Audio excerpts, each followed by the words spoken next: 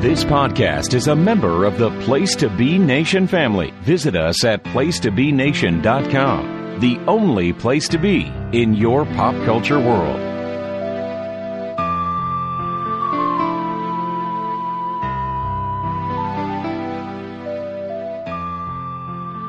Place to Be Nation, welcome back to another edition of Making Mount Rushmore here on the Pop Experience. Yes, we are back after a little bit of a mini hiatus at the end of last year. Again, just scheduling and other things happening, but we did. I think we found a way to fill that void fairly nicely. And now we're glad to be back here as we're hoping for a pretty strong 2026. I am, of course, and your host / moderator / panelist for this episode, Steve Riddle.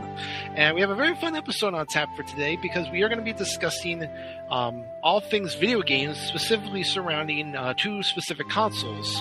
This is actually the second time that I've done this. The first time, a while back, I did one for the best Super Nintendo and Sega Genesis games, and now we're going to kind of go to the next gen of that. But before I do, I want to bring in my guests here. Both these gentlemen have been on before, so you do recognize them. First, I will bring in my co-host of Extreme Resurrection over on the PTB Wrestling feed. He also is the co-host of Pop Goes Degrassi here on the Pop feed. It is Mr. James Gruenberg. James, how are you, sir? Hey, Steve, I'm doing well. It's Friday night. I have the Totino pizza rolls in the oven, and I just hooked up my Nintendo 64, Yeah, I do know. I know we were talking off air. I know that up in your neck of the woods, you've got some potentials for some historic snowfall, so you'll definitely need the entertainment. Oh, yes, and hopefully the power doesn't go out, but who knows? Yeah, definitely. So we'll go ahead and bring in our next guest here, who is a very great expert on all things video games, because he, of course, hosts his own video game podcast, OCP Gaming, as well as OCP Wrestling, and he is a regular contributor of Cronoso on the North-South Connection, is Mr. Jeremy Nichols. Jeremy, how are you, sir? I'm doing pretty good. I kind of wish this is episode 63 of Mount Rushmore, correct? 63, yes. I kind of wish we had made it to 64 to do tonight's list, But it'd been funny. I didn't even think about that. But yeah, no, I'm doing great, and I'm getting ready for Snowmageddon myself. And I, like Grooney, I have a Nintendo 64. I've got about 20 games. I got a ton of controllers and everything, and I actually have the games that are on my list. So I'm prepared. As like Grooney, as long as the power goes out, I'm set.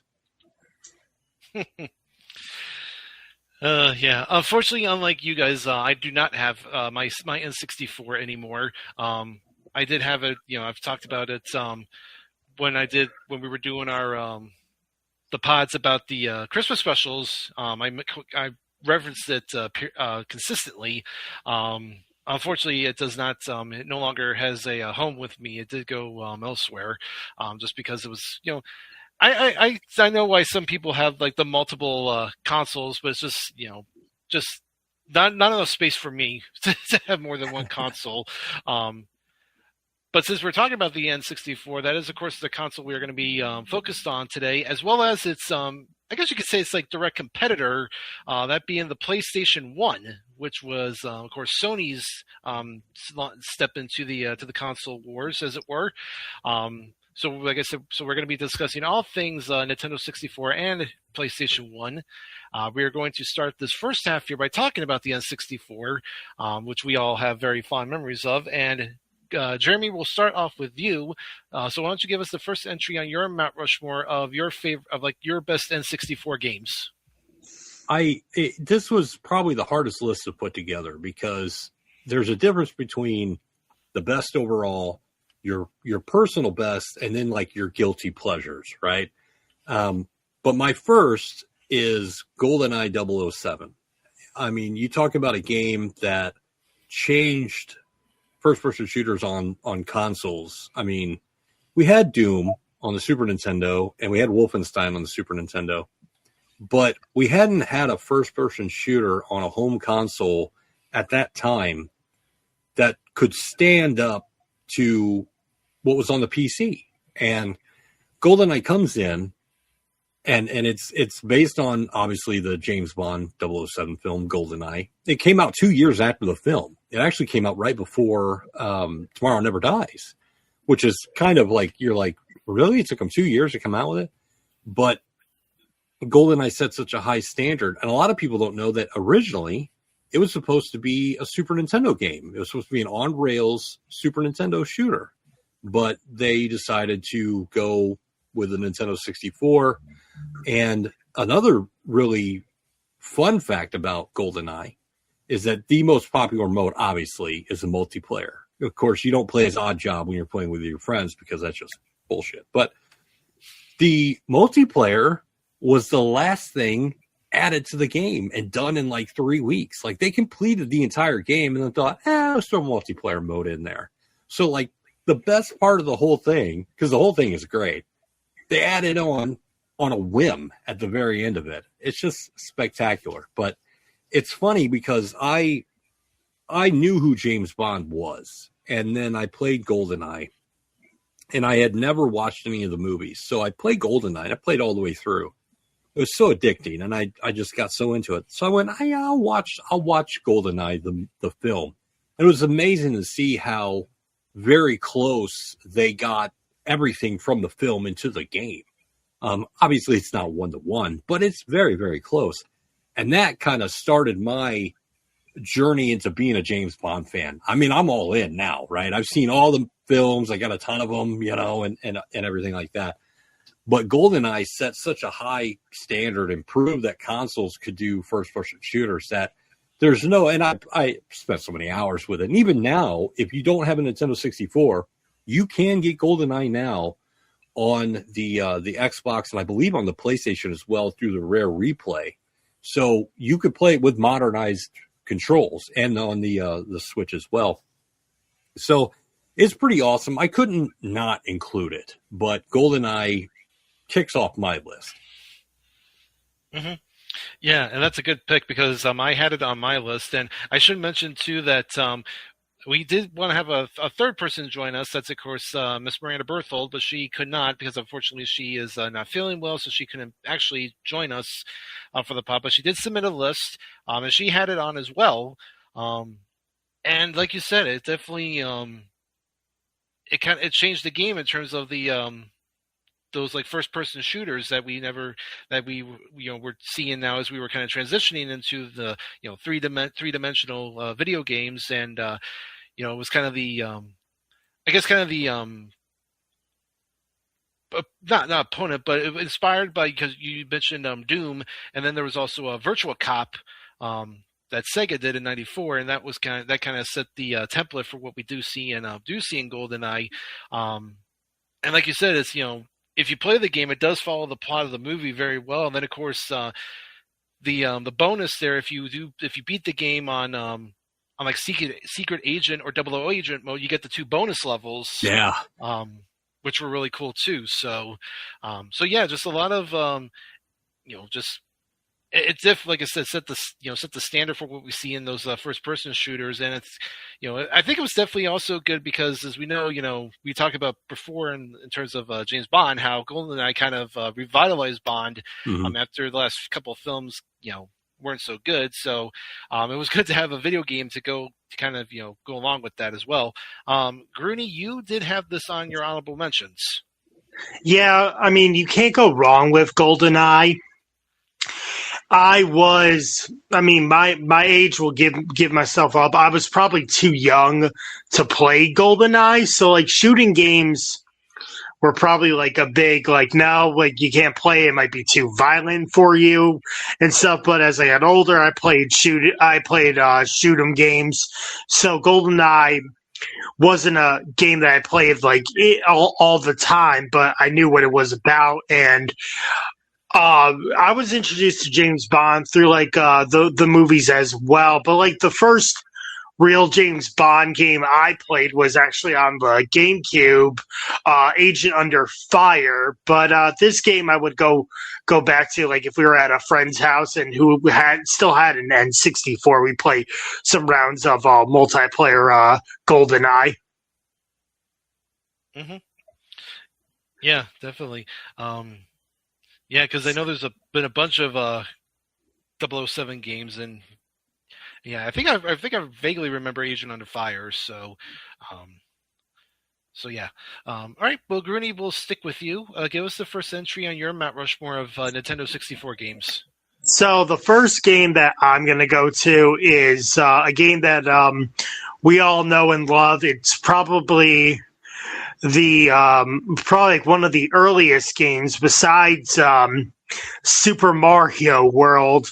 I'm not talking about Super Mario World, but I'm talking about like the next game that came out, and that is Mario Kart. Now, we've all played Mario Kart probably on the Super Nintendo, and while it's fun, this version of Mario Kart is just even better too. Like the graphics are better than the Super Nintendo version, and Mario Kart was always just fun. You know, you had the characters, and you got to play as Wario 2. And just like the levels on the N64 version, they seem more through graphic better too. Well, the levels were pretty much easy. I like the Choco level, and like eventually you get to Rainbow Road. Trying to cheat the road and go off that jump to get ahead. I don't know if you guys did that or not, but I know like I've seen people always try it. Like you try to do the jump too. So for my first game as memorable playing, it's Mario Kart. Mm-hmm. Yeah. I have this as an honorable mention, and Miranda had it on her list. And yeah, it is. It took like what Super Mario Kart was on the Super Nintendo, and just made it like 10 times better.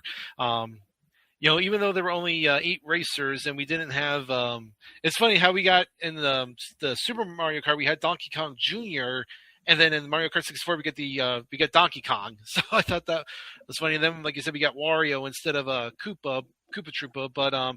But yeah, it was a really fun game. The levels, they like I said, start easy. Then by the time you get to that special cup, they're just so freaking intense. Particularly Yoshi's Island, with just all those different pathways you can take. And it's like you never knew who was in first place or whatever. And then, like you said, Rainbow Road. The music of Rainbow Road, I think, is one of the best ever.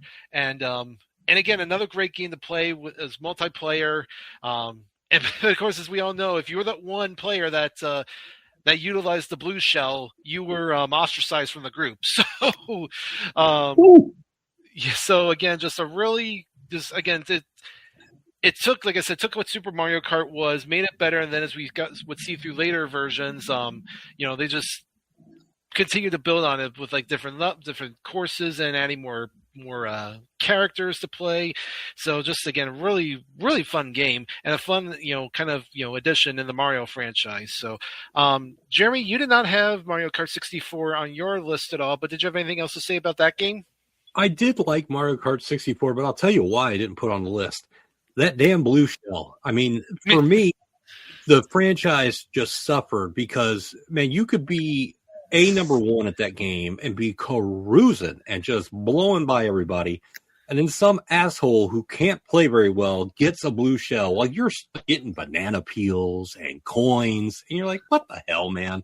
And it would get way worse later on with a blue shell. I mean, here it wasn't too bad, way worse later on. But the Rainbow Road jump, we all tried that, right? My favorite skip, though, was in the Wario Stadium, where if you did it right, you could jump over the big wall from the start and pretty much cruise around and do a lap in like 18, 19 seconds. It was something ridiculous, but you had to be good at. But that's something else I did like about Mario Kart 64. Unlike Super Mario Kart, there was more strategy to it, I guess. There were different pathways, like you said, on the Yoshi's Island. That thing was a pain in the rear, especially if you fell off. But there just seemed to be more strategy, and the multiplayer was phenomenal as well. I loved the where you had the pop the balloons or whatever it was, and you could get the weapons and stuff, and it was fantastic. Oh yeah, battle mode. Yeah, I'm just saying now I can't play battle mode on Nintendo Switch because I don't have a multiplayer person to play that. But it's like, why is it an option on the Switch if you can't play a computer? Like that's the dumb part. Also, like I feel like it was. I feel like you got lucky if you got the blue shell. The blue shell's like it's not hard to get, but like it's hard to like really obtain. Like you would have to hit like the jack. It's like hitting the jackpot basically. Yeah, that was kind of like the next level because I feel like the original ultimate negator for racing was the lightning bolt, which shrunk everybody. And then the blue shell, I think, was definitely his predecessor because, like Jeremy said, when you're in first place, you're basically getting like you said, coins or the mushroom boosts or the, at the very least, banana peels. So, you definitely needed something. So, all right. Well, I'll go ahead and actually give one here for Miranda. She actually put on a game that many consider the kind of the spiritual successor to GoldenEye because it was done fairly similarly to that game. She went with Perfect Dark from 2000, which is one of the most considered widely one of the greatest horror games in history. Obviously, praised at the time for how good it was, even though most some thought the frame rate wasn't that good. I personally, now I did have as an honorable mention, but I don't remember actually playing Perfect Dark just because I'm personally not a horror fan. But I know Miranda definitely does like horror, so I can definitely see why she would have this have the game on here and again, just kind of following the footsteps of GoldenEye there. So, Grooney, did you have anything to say real quick about Perfect Dark? But no, because by the time the year 2000 came, I was probably on Sega Dreamcast playing WWF Royal Rumble and forgot about the N64. And then by the time 01 came, it was like, oh, here's a GameCube. So I think by the time 2000 came, I was like, yeah, I'm done playing with the N64. Give me a new console, Oh yeah, Royal Rumble. I remember that. I mainly played that when it was in the arcades. Yeah. The Dreamcast. Jeremy? The only downside to Perfect Dark was that if you didn't have the expansion pack for the Nintendo 64, all you could do was play multiplayer. Like you had to have the expansion pack to play the single player. And the expansion pack was like $40-$50 if you could find one because initially they didn't make a lot of them. And they actually were pairing them with Donkey Kong 64 because there was a glitch in Donkey Kong 64 that would lock the whole game up. And so a way around that is they invented the expansion pack. Rare did, not Nintendo. And Rare also made Perfect Dark. For some reason, they thought it would be a good idea to go, well, you could play multiplayer out of the box. But if you want to play the single player, you need the expansion pack. So for me, like early on, initially, all we got to do was a multiplayer, which was fine. But you can't play multiplayer all the time. And then getting an expansion pack, like I said, wasn't easy. And when I finally did get one, I'm like, it really wasn't worth it. But I think had they made it to where you could do both out of the box, it would have been a lot better.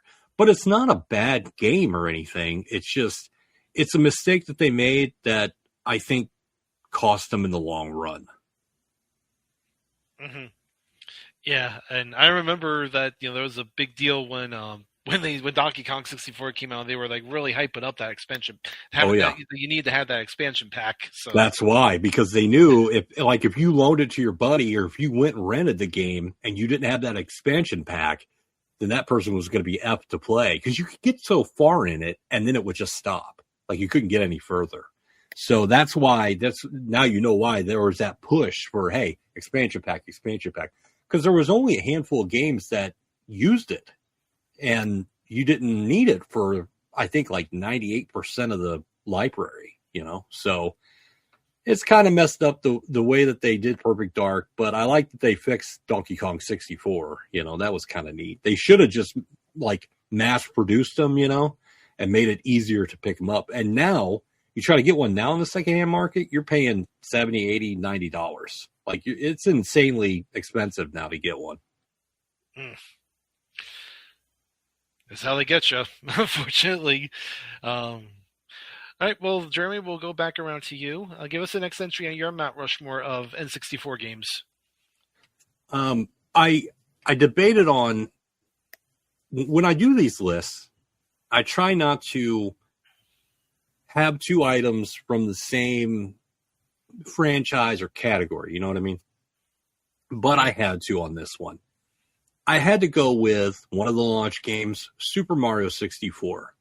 And I am showing my age because I played Super Mario Brothers in 1987 for the first time when I was 5. So to go from that to now in 1996 and seeing Mario in 3D, running, jumping, seeing Bowser, the princess, Yoshi, the jump between the older games and this one blew my mind. I mean, that's how it was absolutely amazing. We had nothing like that on home consoles. Even the PlayStation was still in its infancy enough that like you had Crash Bandicoot, but that was like a fixed camera angle. So it was like quasi third dimensional, but not totally. Whereas Mario came out was just like, holy crap. Like people bought the console just to play Super Mario 64. And then on top of that, we'd had analog sticks in gaming for a long time. The Atari 5200 had an analog stick. But Mario 64 showed why and how you could use an analog stick to the fullest. Like it did so well that Sony turned around and made their DualShock controllers come with analog sticks, because the first run of the PlayStation controller didn't have an analog stick. And Mario 64 like made this big splash and showed what you could do with, a 3D platformer. And it doesn't have to suck. It could be great. You could do all kinds of stuff. And the freedom of running and jumping and doing all of Mario's moves and the little Easter eggs here and there, and going to Big Boo's castle and using the cannons and flying with the different caps and turning into Metal Mario. It's still a fantastic game to play now, right? And like you're supposed to get at least 70 stars to beat Bowser and beat the game. But there's 120 to collect if you want to do that. So like you can beat the game and then you can beat the game, right? Like there's just so much to do in it. But yeah, it's absolutely amazing. And like I said, it's still fun to play even now, all these years. What's it been? 30 years now, I think, or close to 30 years. Like it's still amazing to play now. Mm-hmm. Yeah, I agree. I had it on my list as well. Seeing Mario in 3D was definitely really amazing. And you talk about, how because you meant up like the static cameras, but the fact that we were able to like move the camera 360 in this game was pretty incredible. Even though sometimes the camera didn't work the way you wanted it, and it kind of, depending on where you were positioned, it could be kind of frustrating. But yeah, just the level of of detail that went into like the castle and the levels, and again the music, and just seeing all these old school these characters come to life in 3D, and then like you said, because I remember the big thing, of course, was that if you got all 120 stars, that enabled you to unlock Yoshi. Yeah, you can go see Yoshi on the roof of the castle. Yeah. Yeah, and you got unlimited lives. So, it was a launch title. Like it's a launch title you would think that a game like that would be deeper into the system's life cycle, once they got a hand on the hardware and knew what they were doing. No, they just came out swinging right out of the gate. Yeah, and obviously, this would not be, we would get many Mario games after this, but I still think this one's one of the best ones they've ever done, and it's like you said, does still hold up really well, even 30 some odd years later.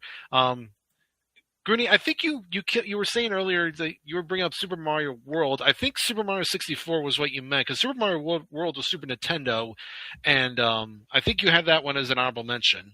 Yeah, I knew it wasn't that. I mean, you can always like just tie the Mario games together. Who would know?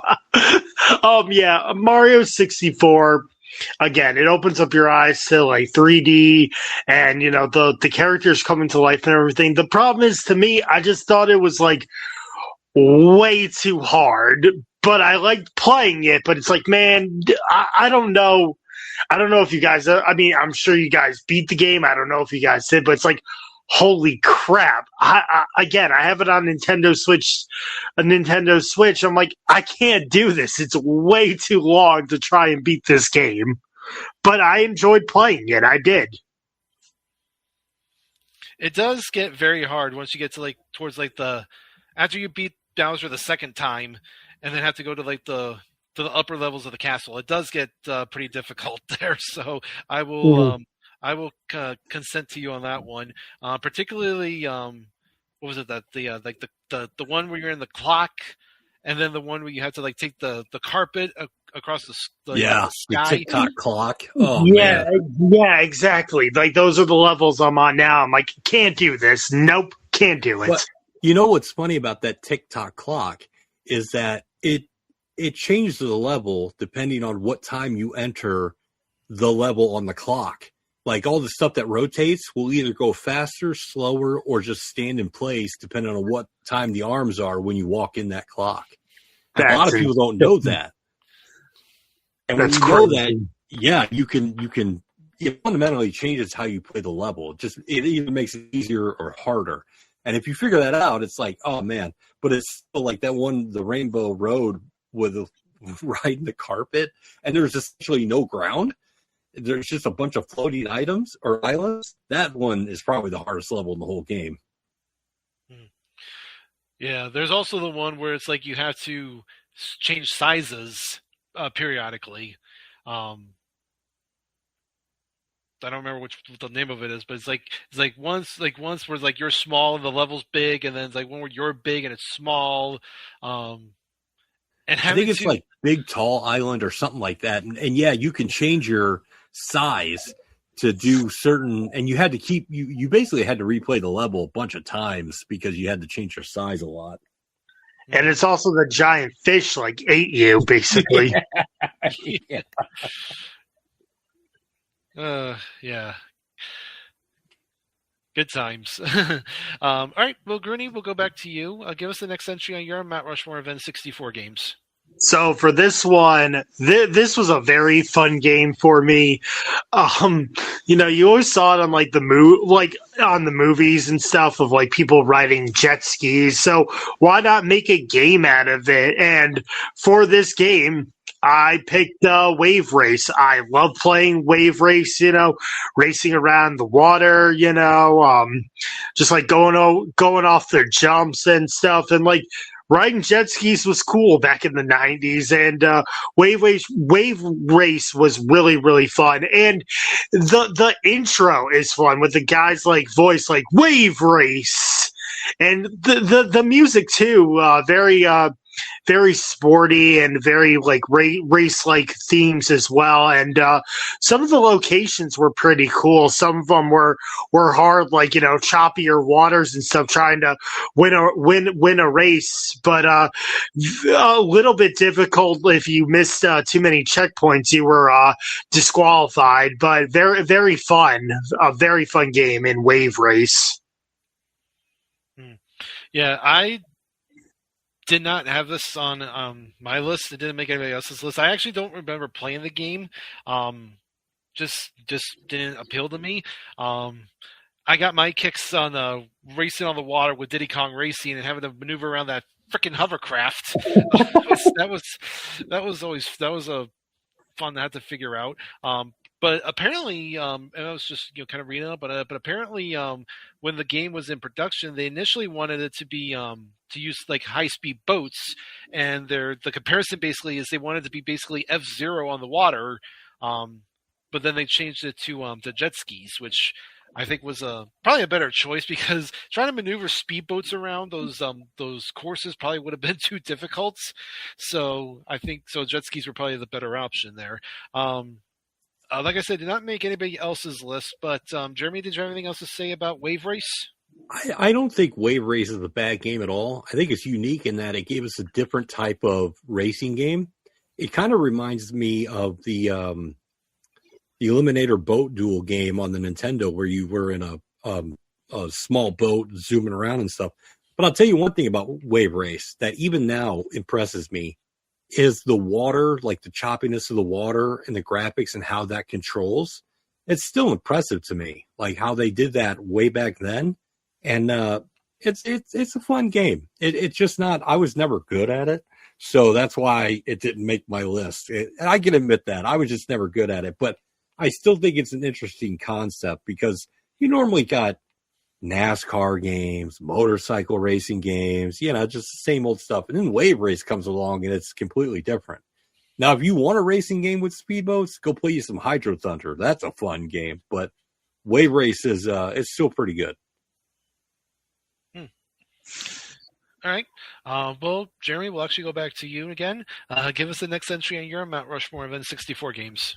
This was probably the toughest one for me, because we had at least, in my opinion, we had at least 3 outstanding wrestling games on a Nintendo 64. We had more than 3 wrestling games, but to me there was 3.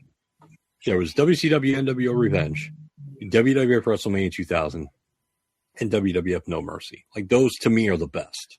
I had to go with No Mercy.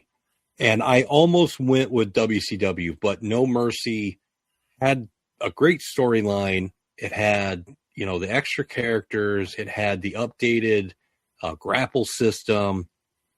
The only downside to No Mercy is if you got an early copy, that damn bug that could erase your whole game. It was a pain in the rear. Like, if you had a memory card, you could fix it, but a lot of us didn't have memory cards for that. And I can remember unlocking a lot of stuff and losing everything. But I would always go back, because that's how much fun the game was. And you would think that something that frustrating would stop you from playing, but a lot of us just powered our way through it. I also like the game because it started leaning into, like, the legends. Like, you got Andre the Giant in the game. But that was not common back then. But I still think out of all those 3 games, you can't go wrong with any of them. But for me, No Mercy, the tippy top. To me, the best out of all of them. Mm-hmm. Yeah, I definitely agree. And I had it on my Mount Rushmore as well. It took what WrestleMania 2000 did and just built on it.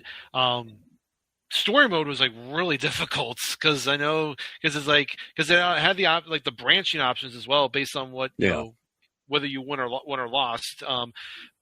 But it had a lot of handicap matches, like a lot of handicap matches, and you'd have Eddie Guerrero kicking your ass for 20 minutes. It was ridiculous. Yeah, and I mean, just seeing the giant roster. I mean, we remember like games from like the 80s where we were lucky enough if we got like 8 to 12 guys from the roster being a game, and now here we are with 40 to 50 guys on for a game like this. And now, of course, nowadays we look at the 2K games come out, they're putting on 200 to 300 characters in those. Some duplicates in there, but I digress. But yeah, I think because I remember when it was announced THQ was parting ways with WCW and going to WWF, people thought they were making a mistake, because WCW was still viable at that point. But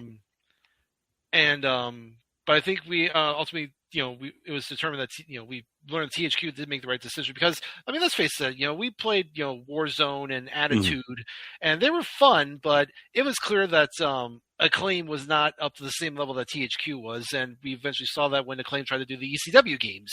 I always thought the Acclaim games looked good graphically. Like I always thought they looked good.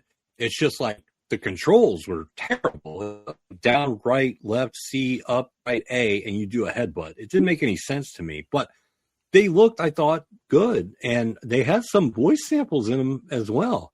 But the THQ games, they were a little blockier, but they controlled so beautifully that it didn't matter. You're just like, I don't care. So what, their hands are squares. I can still do a power slam by just pressing a button. That'll work. Yeah, and also like in the THQ games, when you got enough momentum for your special, all you had to do was basically just hit the analog stick and you were good. So, yeah. Grooney, did you have anything else to say about No Mercy? This one did not make my list. It just missed. I didn't really have a lot of recollection of playing No Mercy, but I can understand that why it made so many people's list because of like the roster and the grapple system and everything. And I felt like it was the next step for the WWF at the time, in video games at least. Right. Yeah. All right, well, Grooney, we'll stick with you. Give us the next entry on your Mount Rushmore Event 64 games. So I'm going to keep on the topic of wrestling games because, like Jeremy said, you had WWF No Mercy, you had WrestleMania 2000, or you had on my list WCW NWO Revenge, and that is the game that I picked.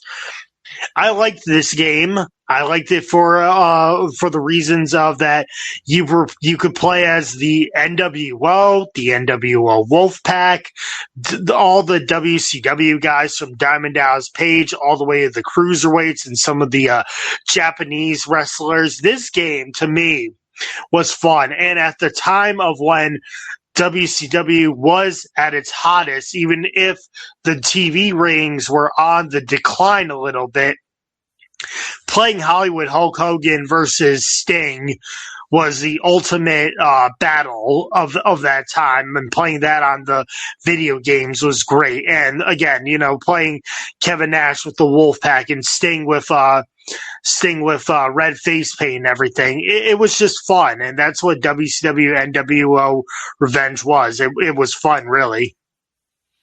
Mm-hmm. Yeah, I did have this as an honorable mention. Yeah, again, kind of because we do mention. I do want to mention the one that preceded it. WCW versus NWO World Tour. Was also really well received, but this one, like you said, I mean, just because what I loved about this one the most is that when you went to the wrestler selection, it had like the different listings, like it listed off like NWO Hollywood, NWO Wolfpack, and then like the WCW guys, and then all like the special guys that they added in there. Raven's Flock. The Flock, yes. Yes. Speaking of Raven, the fact that he actually made the cover art of this game alongside Hogan, Nash, and Goldberg. I thought was always a very interesting decision. Well, one of the producers of the game was a huge Raven fan and put him on the box art. Like they really liked the character, and that's how he got on there because it always struck me as weird. I don't hate Raven or anything, but I always thought like, what, really? And then I thought, well, maybe it was to represent his group, but no, somebody just really liked Raven, and they put him on the box art. So yeah. The only complaint I have for Revenge, Ric Flair wasn't in it. That's the only complaint I have. Everything else, solid. Everything else. I love that Eric Bischoff could only do karate moves. That made sense, I loved unlocking the belts and you could challenge the champions. You could change, It was cool. Because at that point, we hadn't had a wrestling game where guys actually wore the titles. You didn't see that. So it was really cool to see that. It's just that Ric Flair not being on there because of all that bullshit that he was going through with the lawsuit and everything. It's just a shame. He should have been on there. I mean, the Horsemen should have been represented on there, especially with Ric Flair. But other than that, incredible game. Mm-hmm. Yeah, and there was also the thing because so this game was the opponent for WWF Warzone, and Warzone had gotten delayed until '98, so that meant Bret Hart and the British Bulldog appeared in both games, pretty much. So, so that was also a pretty big. That was also a pretty big thing that we got Bret Hart in a WCW game and a WWF game the same year. So again, kind of interesting decision there with that.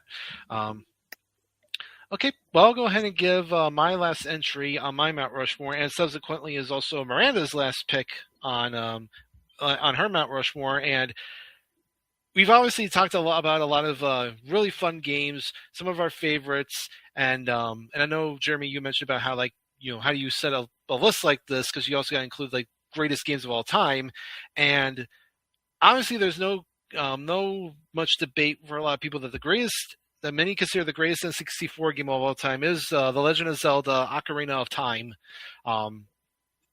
Just an incredible game. Again, graphically, it's really well done. The music is incredible. The dungeons are just so well put together. Seeing this great, the storyline of Link having to first get all the pendants to open up the door of time, but then we find out that Ganondorf ends up taking the Triforce and takes control, and then we see Link now as a young adult and going through again to save the sages, and again, just really, really well done. Again, built off of what Link to the Past was on Super Nintendo, and just furthered it here.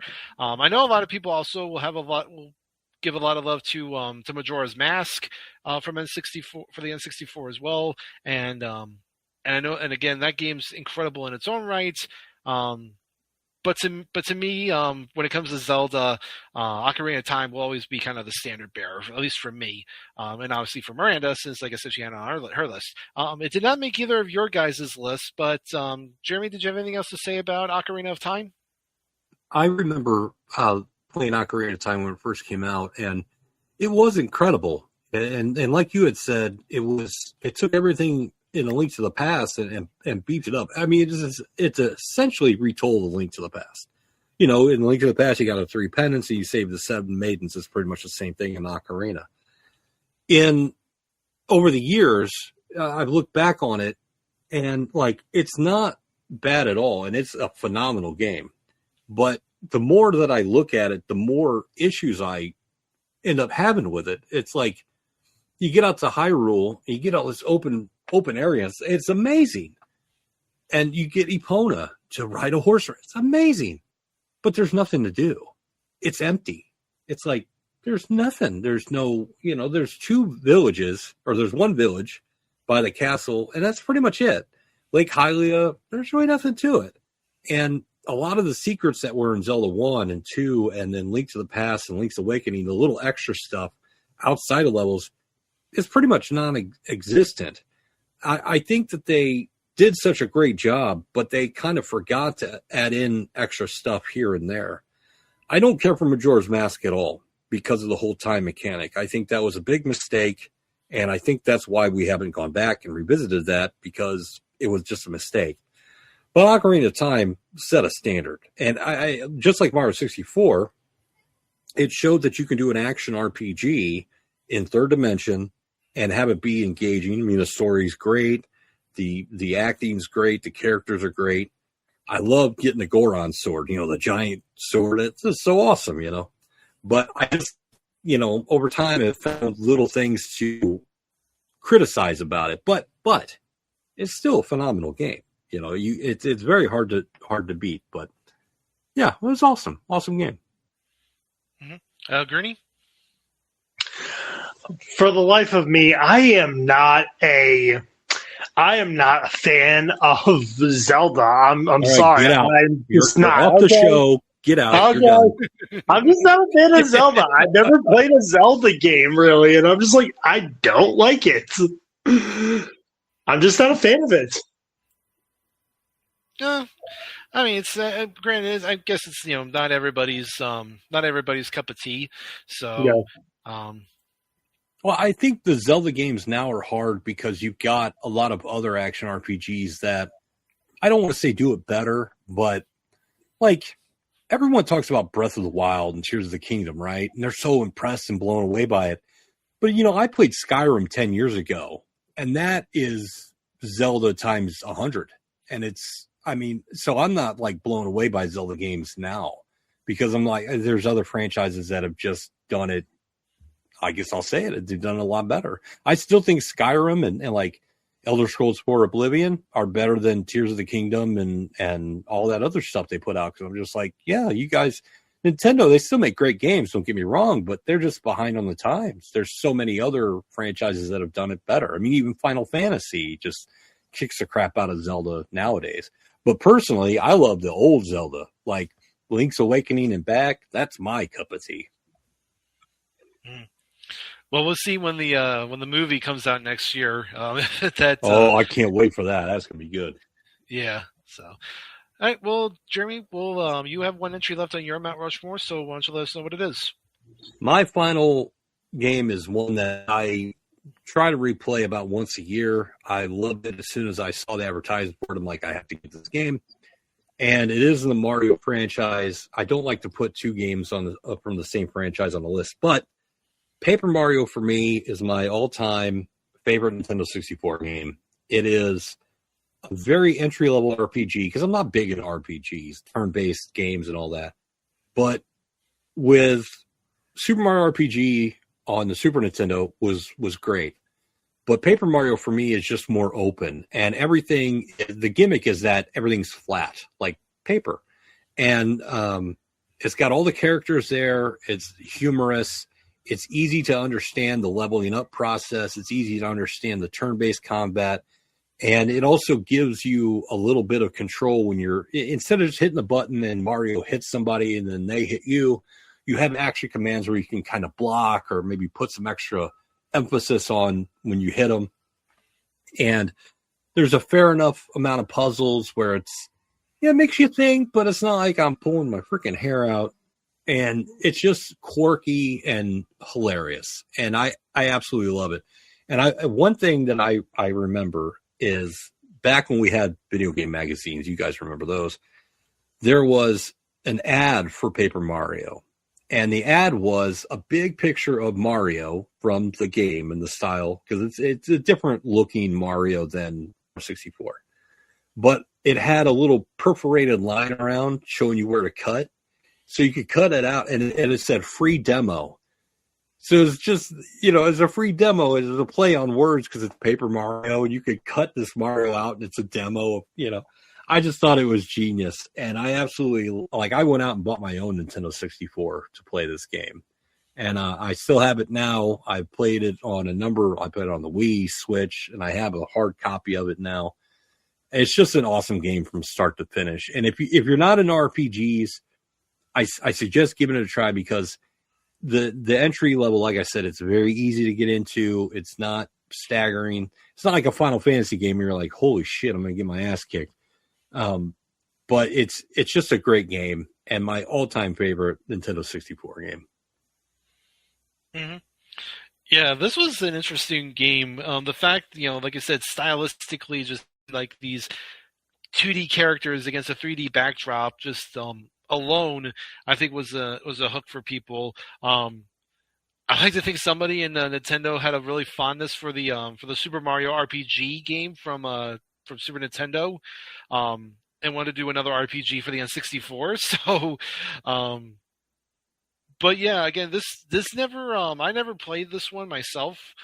Just again by this point, because this came out in 2000, and by this point I was just focused probably on some other specific games, and this one just never crossed my mind. But again, I think just the idea of a Mario game being an RPG, and in this the style of animation, I think is really unique for what they did at the time. So, But Grinny, did you have anything else to say about Paper Mario? Paper Mario was fun. You know, you had to time out the defense mode when being attacked, and then you just went back and forth between attacks, really. But it was kind of hard because if you didn't have enough energy and stuff, you were kind of screwed, really. Yeah. As usually is with any RPG you play. So, all right. Well, Grinny, you have one entry left on your Mount Rushmore, so why don't you let us know what it is? So for my last entry on my Mount Rushmore, I went with a game that is just basically battling. There is no story. But again, with the show, there's a story. But in this game, there is no story. It's just basically battling and stuff. And I am talking about Pokemon Stadium. I really enjoyed this game as a kid because I was Pokemon obsessed. Pokemon was just up my wheelhouse when I was a kid, and everything was just Pokemon this and Pokemon that. With Pokemon Stadium, you got to play as all the Pokemon, not all 150 because Mewtwo's not in there, I don't think. So you didn't really get to play as Mewtwo, but you got to just play as all the other Pokemon. And this game was fun. You pick 6 Pokemon, you just battle a computer of the Pokemon, and most of the Pokemon attacks matched up where the Pokemon were on TV and stuff. And also, you didn't have to evolve your Pokemon like you did on the Game Boy Adventure games. This one had all the evolution Pokemon and stuff too. So it was just a big battle game, almost like Mario Party in a way, but you had all the Pokemon just in a stadium and everything. Mm-hmm. Yeah, I do remember playing this game. I had this game. It was definitely very different. And yeah, just really, like you said, just getting to play the different battles. I myself was always like the little the mini games they had that you could play outside the battles, because I absolutely loved the Lickitung Sushi Go Round. That was my favorite game of that. And it's of course also gave you the option, if you had a transfer pack, and you had one of the Pokemon games for Game Boy, you could transfer that data onto the Pokemon Stadium, and kind of in a seamless way. So that was also very very unique for the time. So I think, yeah, definitely if you were a Pokemon fan, this is definitely probably a must-have for a lot of people. Jeremy, did you have anything else to say about Pokemon Stadium? I have not played Pokemon Stadium. I was kind of aged out of Pokemon at the time. My daughter's trying to get me into it, so I may have to give it a shot. But I do remember there was a Nintendo 64 it was blue with Pikachu on it, and it was built into the system. The Pikachu, I think the power and reset buttons were Pikachu's feet. And I remember seeing that when I worked at Toys R Us, and it was $50, and I thought, who the hell would want to buy that? Now apparently they're worth hundreds of dollars, and I always kick myself when I see one, and I go, man, I should have bought that when it was $50. Damn it. But no, I mean, I've just never played any of the Pokemon games. Maybe one day I'll get into it. I think all of us at one point in our lives are missed out on buying something, and then we see it, for how much it's worth now. We're like, man, we should have gotten it on the ground floor. Yeah. So, all right, well, that will do it for our main list. But now let's talk about any other honorable mentions that we haven't discussed. So, Jeremy? I have 2. I have Doom 64, which I thought was great because it did have some of the levels of Doom from the PC, but it also, I think it expanded with another 80 levels or something like that. And it was, unlike GoldenEye, and one thing I should have mentioned about GoldenEye, it wasn't just killing people. You had objectives, and the objectives would change depending on your difficulty level. Doom, on the other hand, was just blowing shit up, right? All you had to do was kill a bunch of mutants and get the keys, and so it's fun in that aspect. But they took everything that was awesome about the PC game and put it on the Nintendo 64, and it was just spectacular. It's still fun to play now. You can actually get it, oddly enough, on your PC and Xbox, and I think it's on the PlayStation consoles as well. And I also said, I've never seen any of the Star Wars films. Never seen a one of them. I know their stories because I played the Lego Star Wars games, but I played Star Wars Episode 1 Pod Racer, and oh my God, what an amazing game. I mean, the frame rate was outstanding. There was almost no slowdown, and it was just a blast. It's still fun to play now, and I played it just recently, and it's just amazing. You can upgrade your pod and soup it up and make it faster, and you end up going an insanely fast amount of speed to the point that, I mean, it's almost like F-Zero on steroids. It was ridiculous, and great voice acting, and it has all the Star Wars characters in it. But for someone who was not really into Star Wars, I always thought it was odd that I'm like, man, I really like this game. I'm not even into Star Wars, but yeah, Pod Racer and Doom 64 are my honorable mentions. Mm-hmm. Yeah, I'm actually glad when you mentioned I saw you mentioned Episode 1 Racer. I'm glad because I completely forgot about that game. But I had it myself, and yeah, just kind of taking what was I don't want to say throwaway, but just a memorable moment from Episode 1, and turning it into this, expanded game with like all these different levels and all these extra characters. It was really really something, especially, like you said, because then you if you crashed at all, your pod racer exploded, you were screwed, basically. Yeah. Because then you're like, Yeah. it was like impossible to win. And those courses were like some of the hardest courses ever in terms of like just race. Even just the one in the Tatooine one from the movie itself was a pain in the ass. Hey, Gruny, did you have any other honorable mentions you wanted to talk about? Well, I had also, Pod Racer also on my honorable mention list as well. And yeah, Anakin is the worst racer on that game. But I also had, Mario 64, GoldenEye.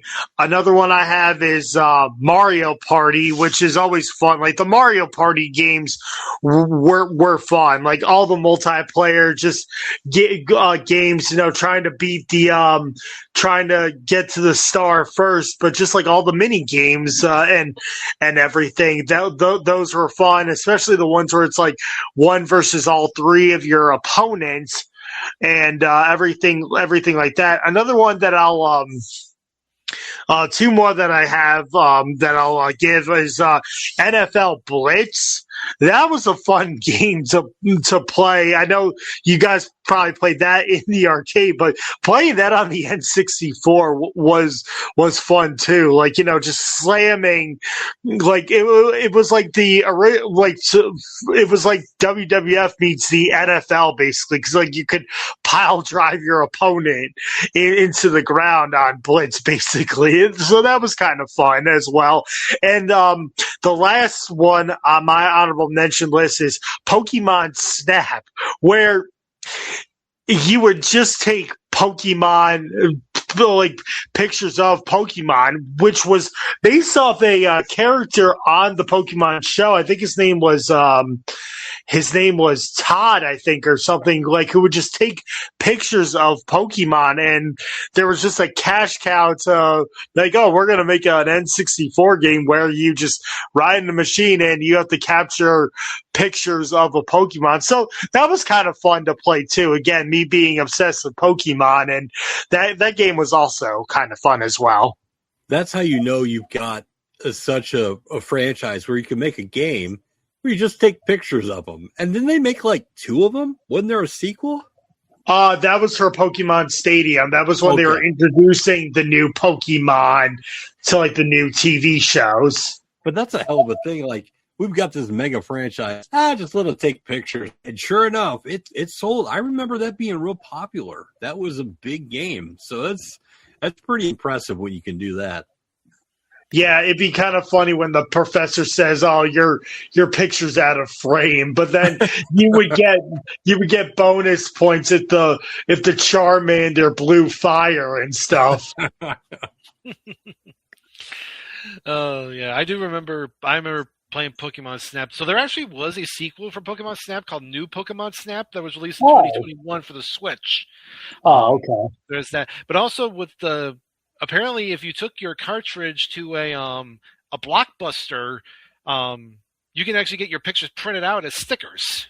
So that was another interesting little hook there to get people to play. I'm glad you mentioned. I'm glad you mentioned NFL Blitz because I had that as well. Yeah, it's like just absolute nonsense with that game. Just being able to do the late tackling and all the first downs. It always was like 1st and 30s because you could always do like big bombs, and it was a lot of fun. And then Mario Party. Another kind of one of those, great multiplayer games where if somebody just happened to hit like either the right roll or hit on the right space where they can get the star to win the game, they became like, ostracized from the group. So again, some good stuff there. I do have a couple more on my honorable mentions that we haven't talked about. Just real quick. Another great Rare game that I really enjoyed, Banjo-Kazooie. Of course, that was because Banjo was in Diddy Kong Racing and got spun off to his own game, and that game was also a lot of fun with the puzzle solving and just the different moves you could do. So I did have that. I didn't have Episode 1 Racer on my honorable mentions, but I did have another really fun Star Wars game, Rogue Squadron. I thought that was really cool because that took place between Episodes 4 and 5 of Star Wars, and kind of gave some more little insight into the storyline, which I thought was really well done. And then the last one, another great multiplayer game that that caused a lot of rage among friends. Of course, the great Super Smash Brothers. Just being able to see like these different these characters all come together in this like ultimate like battle royal of who was the best was really well done. Again, you only had the original 8 fighters with the 4 bonus ones, and then of course in later games you got more fighters added in. So, did either of you have anything to say about the other ones I mentioned? I like Banjo-Kazooie to a point. Like, for me, there's just too many collectibles. Like, I just like after a while, I'm like honeycombs, notes, and this and that. But I thought the controls were great, and the camera really showed a lot of improvement. It very much reminded me of Donkey Kong 64. Like, it was like steps where things were getting better and better and better, especially with the camera. Mm-hmm. Yeah, Gurney? I liked the original Smash Brothers. That's where I was actually introduced to Captain Falcon and the Falcon Punch. So, and I thought Captain Falcon was the best player because he had like always thought that he had like the best move with the Falcon Punch as well. Interesting that you got to him through that game and not the game he came from, F-Zero. All right, well, that will do it for this first half here. But what we'll do is we're going to go ahead and take a quick break. When we come back, we will talk about some of our favorites and some of the best PlayStation 1 games. This is, of course, Making Mount Rushmore here on the Pop Feed, and we will be back on the other side of this break.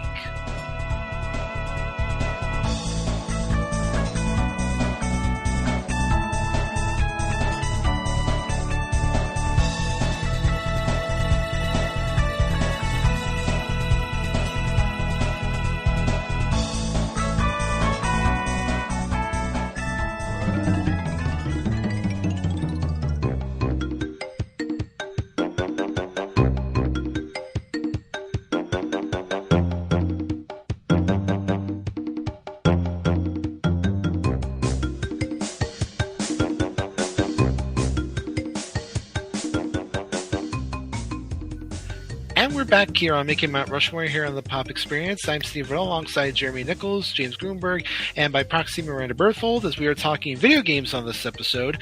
The first half we talked about some of our favorite and best Nintendo 64 games, and now we're going to talk about probably the top contender against Nintendo at the time.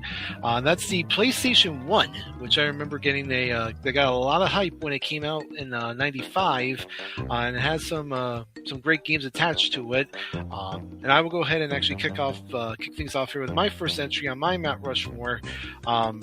With probably the centerpiece game of the original PlayStation, that being 1996's Crash Bandicoot. Again, just a really fun game with some really cool graphics and it was crazy because majority of the game you have the camera behind Crash. You're just kind of moving forward through these through the different levels, but occasionally it would transition to a side scroller, and even sometimes where the camera was where Crash was basically coming towards you, and a lot of those missions had you outrunning something, and that obviously caused a lot of undue stress as well, because you were trying to make sure you avoided whether it be a rolling rock or something. And his death animations were always so unique, whether it was him falling through a pit or getting squashed by a rock and he exploded by TNT. And again, just one of those really really fun games, and it helped establish Crash as kind of a new modern, at the time in the 90s, a modern modern character, and it helped give PlayStation, I guess, kind of a mascot for themselves to kind of have Crash be to PlayStation and to Sony what Mario was to Nintendo. And I will say Miranda had this on her Mount Rushmore as well. Neither one of you did, but Gurney, did you have anything else to say about Crash Bandicoot? Crash Bandicoot was a very fun game. I didn't really play it that often because I did not grow up with a PS1. All my PS1 experiences were at friend's house, or if I had to go over to a babysitter's house who had a PS1. I was like, oh, go play Crash Bandicoot for a little while or something. But Crash Bandicoot was fun. It felt like it was the PlayStation 1's equivalent of Mario. I mean, maybe there wasn't a princess to rescue, but it felt like Crash Bandicoot was the character that was going to represent PlayStation at that time. Mm-hmm. Yeah, Jeremy? I liked Crash Bandicoot. It wasn't a game that attracted me more than, say, Super Mario 64. But you're right. It definitely gave the PlayStation a mascot. Every console, at least back then, needed that driving force, that one mascot that they could get behind. I always liked that the developers, I think it was, called the viewpoint Sonic's ass, because Crash could go really fast and you're always looking at his butt. But I will say, when you had to run towards the camera, man, those levels were the hardest. I always died 3 or 4 times on those damn levels, man. Those were tough. Because you weren't sure where when a gap was coming, if you if you didn't jump, hit the button hard enough, you would fall through, or you didn't want to overshoot it and then go into another pit. So it messes with your depth perception when you're trying to, because you don't want to get squashed, right? You don't want to fall down the pit. Then you don't want to fall down the pit with spikes. And then you want to get all the stuff along the way. It's like, oh man! But it definitely offered a good challenge. Mm-hmm. And also, when hitting the baddies, if you didn't hit them the right way, you would get hurt. Yeah. So that was another thing. So, all right, well, Grooney, we'll go to you now. Give us the first entry on your Mount Rushmore PlayStation 1 games. So for this for this list, like I said, I wasn't really playing PlayStation 1 a lot. Like I said, if I was playing it, I was playing it at a friend's house. I didn't own a PlayStation, but these are the games that I just remember playing at friends' house and or at other people's houses. And I'm going to start off with my strong point of my list, and that is WWF Smackdown 2, Know Your Role. This game had This game was the successor of the original WWF Smackdown game, and with this game, you got to play as more characters. Where you had like the Radicals, you had Chris Benoit and Chris Jericho coming in with Kurt Angle and everybody. And you had more unlockables, like Stone Cold was an unlockable, Billy Gunn, Shawn Michaels, Mick Foley, and the Mean Street Posse as well. And it was just fun too. There were more gameplay modes. There was TLC, Hell in a Cell. I even think the I Quit match was a new match on the game Know Your Role. And I don't know if you could do this on the original SmackDown, but you could, in exhibition mode, you could put titles on the line for who were the champions without having to do the whole season mode. So if like Triple H was the WWF champion, you could just put him in a match on the exhibition versus like any superstar, no matter like what weight class it was, and they could be the new WWF champion exhibition mode instead of just being in season mode. And also you had like new arenas too. You had the Boiler Room. You had WWF New York, the VIP room. So WWF SmackDown Know Your Role was a very great game that I played. Mm-hmm. Yeah, I had it on my list as well, and it's definitely it was definitely a step up from the first SmackDown. Like you said, the bigger roster, the more in-depth story mode, the creative superstar got better, the different backstage areas, and it also had, because this was also during the time where they were doing like the commercials for it. This had the greatest commercial ever for those that remember. It starred Kurt Angle, and he's basically going into this fictionalized version of the SmackDown Hotel, and he's basically just being the biggest asshole in the world to everybody and just playing it off like he's like the nicest guy in the world. So, and the best part is like he gets to the desk, he asks for rooms, and the guy at the front desk is like, "Sorry, no vacancies." And Kurt's like, "Oh, it's okay, I'll just take theirs." And he takes like the honeymoon suite from this couple, and it's just so fun. Also, Steve, the loading screens, and there's always that meme. Oh well, when I'm in the room by myself, it's a picture of The Rock. But when my mom comes in, it's Trish Stratus in bra and panties. Yeah. Yes.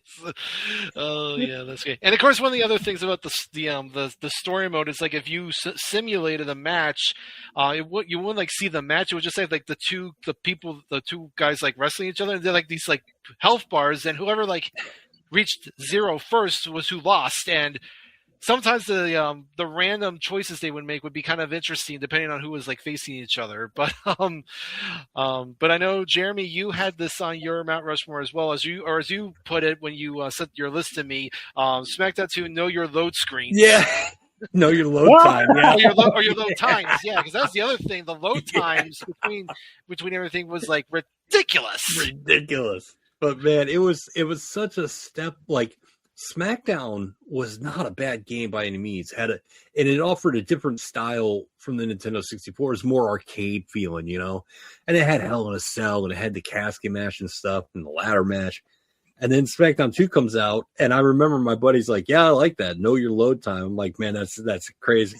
And I've done that ever since. That was back in like 2001, I think I first heard that. But it was insane, the load time between, but it made up for it with how much they improved. You could tell the first SmackDown game had a pretty rushed development, and SmackDown 2 had some time, right? Everything was better.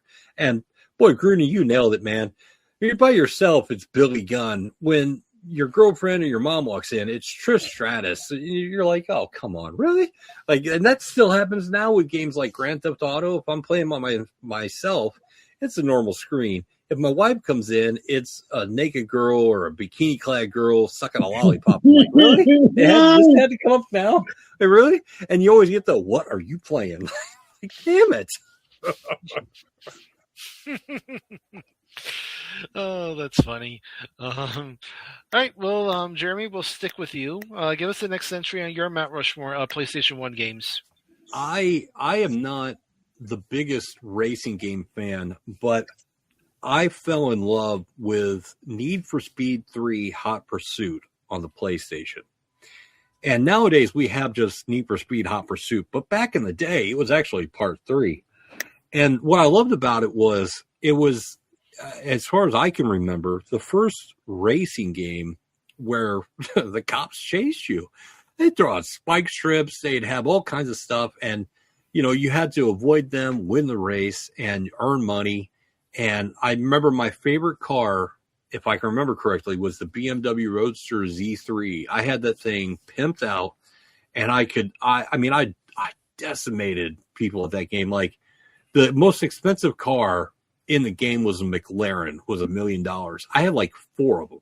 I just beat the crap out of that game. I absolutely loved it. And the later games are good, but there was something about that first one, man. The Hot Pursuit was just so much fun to play, and we hadn't had really a racing game. Not even if you take the cop stuff out of it, Need for Speed really changed the way racing games were, because before you had just your stock cars, and then Need for Speed comes out and you get a bunch of different cars. You could do all kinds of stuff with them and upgrade them and stuff, and it really opened up what racing games could be. Like Ridge Racer came along and took it and ran, but Need for Speed 3 Hot Pursuit is every time I go back, and I have a PlayStation Mini. Did you guys ever get a PlayStation Mini? The one that has preloaded games on it? I do not. I have one of those, and I actually have a mod chip I bought from someone that has some like 100 and 200 games. So every few months I'll pull that out, dust it off, and I'll play. And the 4 games on my Mount Rushmore are the ones that I always end up playing. But Hot Pursuit it's always a fun time. Yeah, I don't. I may have dabbled a little bit in the Need for Speed games, but not that much, just because I'm not the biggest racing game fan. Most of the racing that I've ever played on the games is when I do Grand Theft Auto, and they have the racing games, the racing mini games in there. But that's pretty much to the extent for me. Gruny, did you have anything else to say about Need for Speed Hot Pursuit? No, but I can understand, the wanting to play like racing games with cars and everything. But for me, I didn't really get into Need for Speed until Need for Speed Underground came on PS2, and nor did I know there were the Need for Speed franchise came out with the PlayStation as well, like the PS1 at least. Underground was my jam. I had it on GameCube, and I used to love the drift races on there. Ooh, the Peugeot 206. Ooh, I love that game, man. That's just such a great game. Mm-hmm. Yeah. All right, well, I'll go ahead and give another one off Miranda's list here. And kind of similar to Crash Bandicoot being a big-time mascot for Sony, the other character that became one of their biggest mascots, Spyro the Dragon. Again, not a game that I recall playing that much. I know that was kind of more geared towards a younger demographic. It did go on to, of course, be one of PlayStation's biggest sellers. It spawned a few sequels, and I could have sworn it spawned a movie, but I think I might be don't think that's correct. I might have been thinking about Ratchet and Clank. Although it wouldn't surprise me if at some point Spyro does get a movie because of the popularity. But did not make anybody else's list. But Gruny, do you have anything to say about Spyro the Dragon? Yeah, it's Spyro the Dragon. Spyro, sorry. Yeah, it's not Spyro, it's Spyro the Dragon. Spyro the Dragon was fun. I could never get past level 1, I never really played it a whole lot. But like you said, like Miranda said, it was another PlayStation mascot, as well as Crash Bandicoot. It felt like it came out like the same time. It was like, oh, well, you can only play Crash Bandicoot or Spyro, your choice. It's like, yeah, I'll try Spyro the Dragon this time. Mm-hmm. Yeah. Jeremy? I didn't play Spyro until just recently because they have the all the games in one collection, and I finally sat down and played them. And I gotta say, had I played this back in the '90s, it would have blew me away because it's like Super Mario 64 with so much added to it. I mean, it's a big, expansive game, and it's almost like it almost becomes overwhelming with how much there is to do. And the controls are great, the characters are great. It's just kind of a shame that it did pretty good for PlayStation, but unlike Crash Bandicoot, it just kind of I had a couple of games and then died out. But Spyro is a really good game and definitely worth going back and trying out now. Mm-hmm. Yeah, and again, I do apologize for mispronouncing it as I don't know why I thought it was the way it was spelled is pronounced Spiro, but yes, you're right, it is Spyro. So I know Miranda's listening to this; she's probably putting her fist through the wall that I'm mispronouncing her pick. So she's coming out to Vegas. She's going to strangle you. Yeah. So. Yeah, I was safe when she was still over in Europe, but now that she's back in the States, I need to watch my P's and Q's with her. So. You're dead. I'm already picturing the next time we record Pop Goes the Classics. So that'll be fun. But Gruny, we'll go back to you now. Give us the next entry on your Mount Rushmore PS1 games. Okay, so this game I actually first started playing it on the PC, but then found out it was on PlayStation. And I got to play this game for a lot on the PlayStation as well. And this game to me was fun, and it's another racing game with motorcycles and punching, and it's called Road Rash. I love the game Road Rash. It was fun. You're just racing, and you gotta knock everyone off their bikes and stuff. And some of the levels you had to avoid the cops, and there were really fun cutscenes. If you actually got busted by the cops, there was one scene where they would stick the dog on you, and then you're in the back of the police car getting arrested for illegal street racing with motorcycles. And then there were other cutscenes, if you were the big hero of the race winning first place and the girl comes over to you, or if you lost, you were just a big loser in cutscenes. But Road Rash was a very fun racing game for me. Mm-hmm. Yeah, can't say I'm that familiar with the game. I know that it was originally released for the Sega CD, and then it was eventually ported to PlayStation and Microsoft Windows, as you mentioned, as well as Sega Saturn. But again, I think it was just one of those games that, for me at least, just kind of slipped through the cracks. Jeremy, did you have anything to say about Road Rash?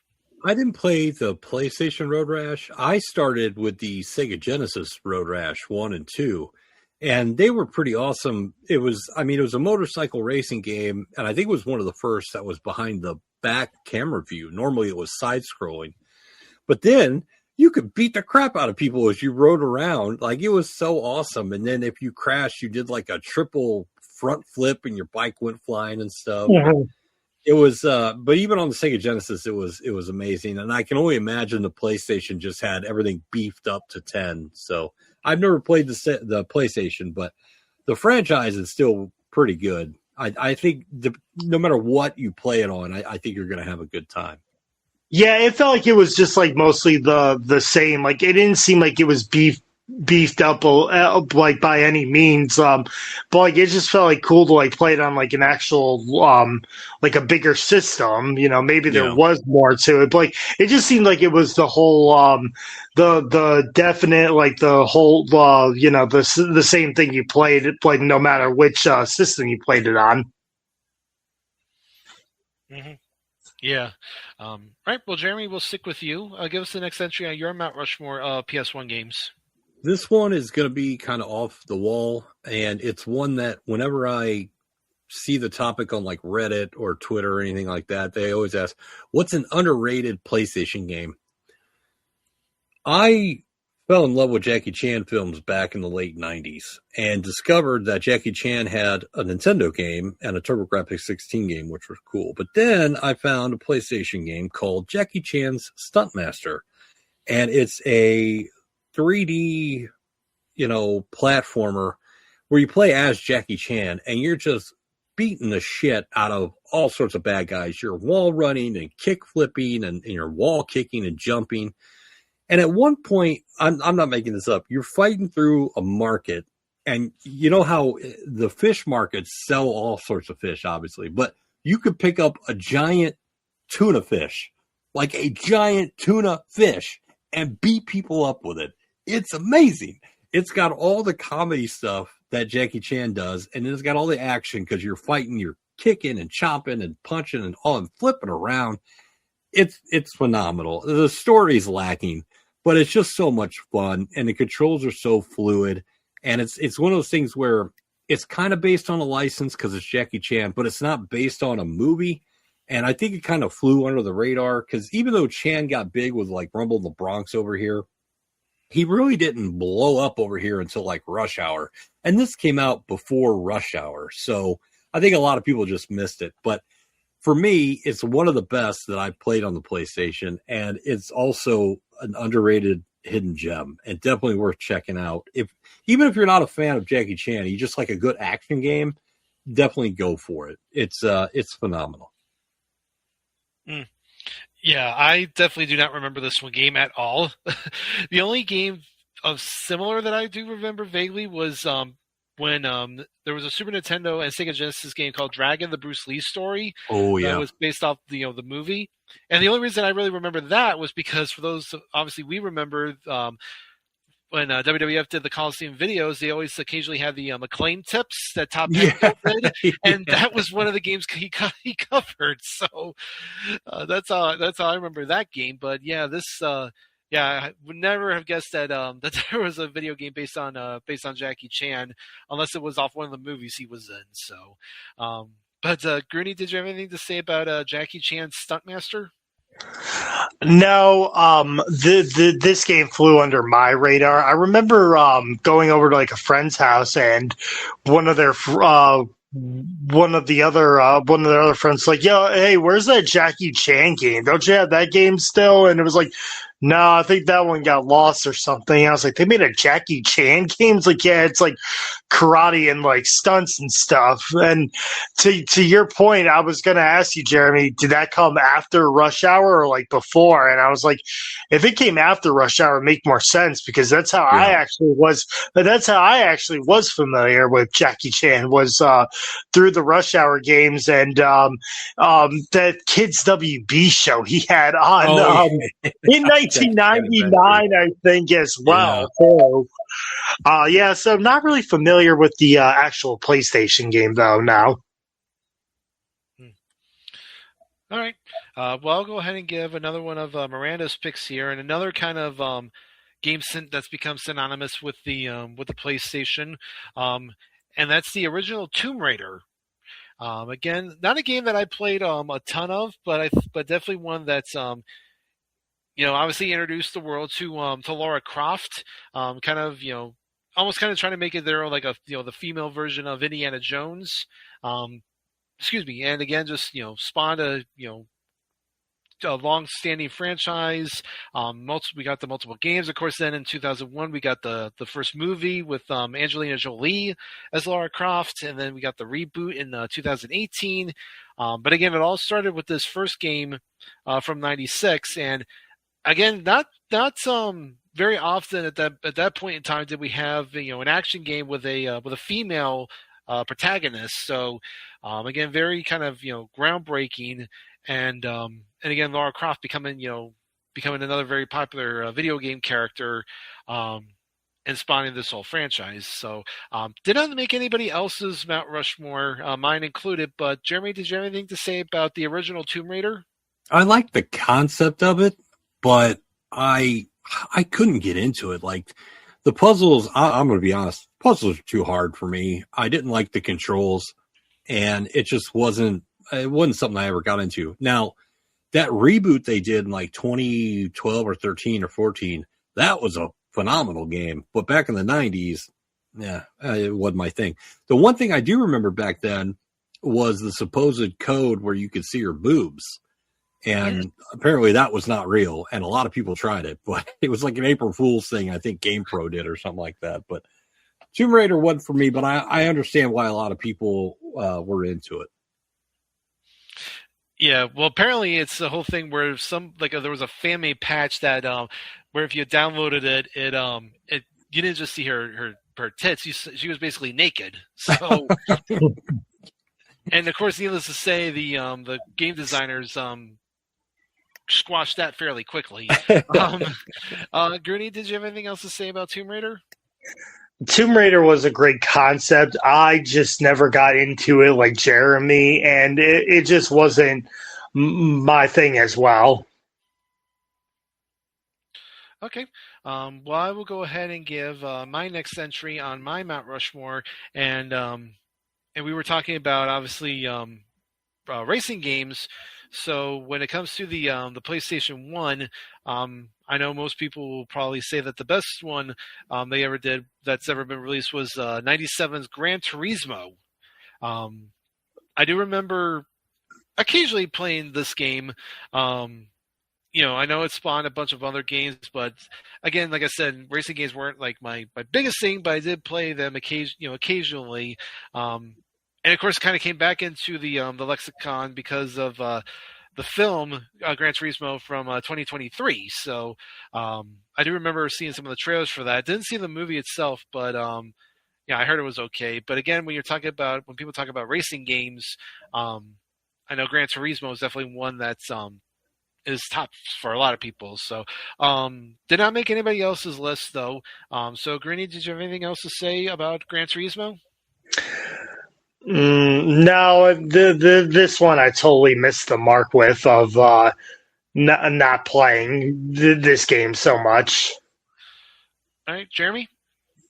The thing with Gran Turismo is that it's very sim-like in that it's not an arcade like Need for Speed where you just pick up and play. Like Gran Turismo requires a lot of time and patience and skill to get into. It's not just easy to play. And so if you have the time to invest in it, it will ultimately pay off. But like I said, you have to invest time into it. And it's not one of those that you sit down and play for 10 minutes, you're in, you're out. So in that respect, it's very rewarding, but it's incredibly hard. It's incredibly challenging because you can play a race that goes, say, 5 laps, and all you have to do is mess up one time, and that's it. The race is over. There's no coming back from it. But I mean, I did enjoy part 1 more than part 2, but it wasn't one of my go-to games. Like I had Need for Speed on there, and it's just like Gran Turismo is great, but you got to be into those types of games. Mm-hmm. Yeah, now I understand. All right, Bill Gurney, we'll go back to you. Give us the next entry on your Mount Rushmore of PS1 games.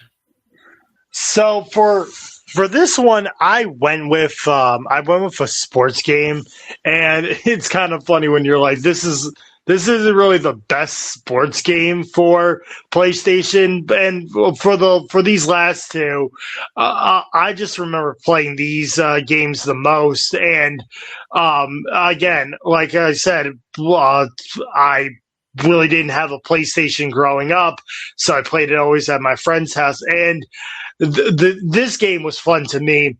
It's the Space Jam basketball game for PlayStation. Again, coming right off of Space Jam, the movie, where it's Michael Jordan and Bugs Bunny versus the Monstars. PlayStation made a basketball game, 3-on-3.